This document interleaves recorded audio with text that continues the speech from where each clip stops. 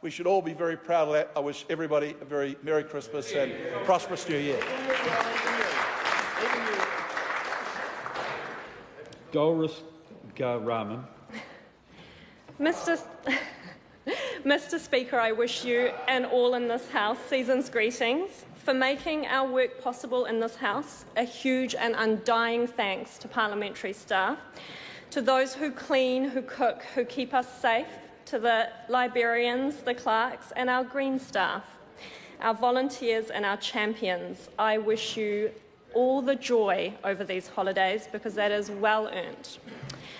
Mr. Speaker, the adjournment speech is about reflecting on the parliamentary year that's passed, and for me that's about 7 weeks long. So I'll zoom out as I look back to the campaign. It was tough. It was tough for every one of us in it, but undoubtedly also tough to everyone out there.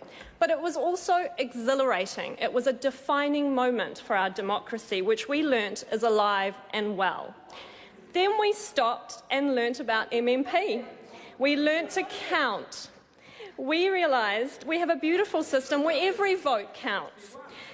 And we get to have diversity within our government. It turns out that if you have a lot of friends in here, because you like diversity of thought in your politics, you get to win.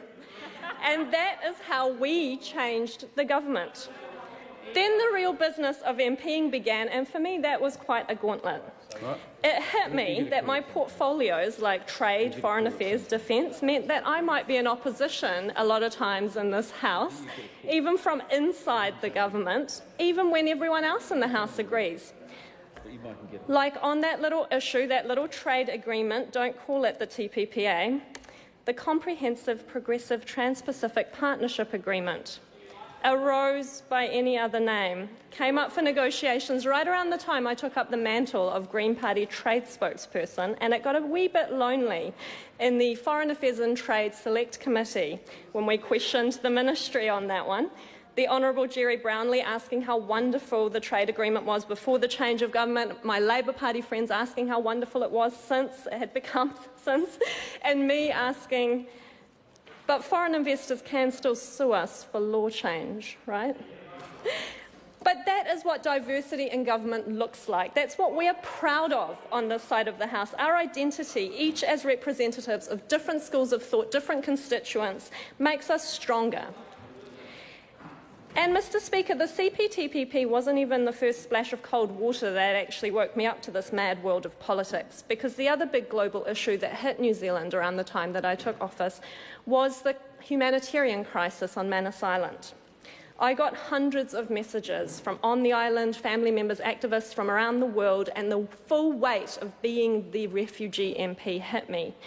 The panic hit when I realised that these were our kind of people. They were political cartoonists, activists who'd criticised their governments. They were members of the rainbow community, gay men running away from the likes of ISIS. Our government put this on the agenda for talks across the ditch because friends don't let friends torture refugees. And I got a huge platform to criticise our friends across the Tasman, and it felt great. Apart from these portfolios making me a political minority, I realised that they were also ones that women have really held in New Zealand politics. I checked with the library today, and it turns out women have never been ministers for trade, for foreign affairs, or for defence here. Only 2 women have ever been full spokespersons for trade. Only 2 associates for foreign affairs. Never has a woman been defence spokesperson. And now a greenie gets to do it.